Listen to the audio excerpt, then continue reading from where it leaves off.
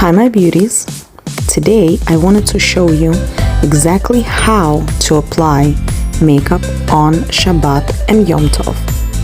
I have seen many videos of a lot of beauty professionals who are showing you the wrong way of doing it. Your face must be clean and completely dry, no moisturizer, nothing should be on your face. The first thing you will do is apply your eye makeup. After you're done with your eyes, you're going to move on to your cheeks.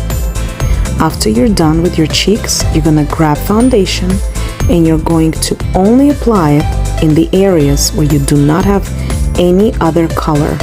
The foundation needs to be applied on its own on completely empty spaces on your face.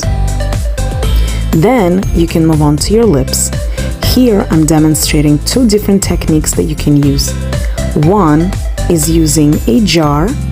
You can use your finger or a brush to apply. And the second way is using my roller ball. It's powder, the same powder as in the jars. The only difference is it's just easier to apply. For more details, read below. Enjoy your holidays!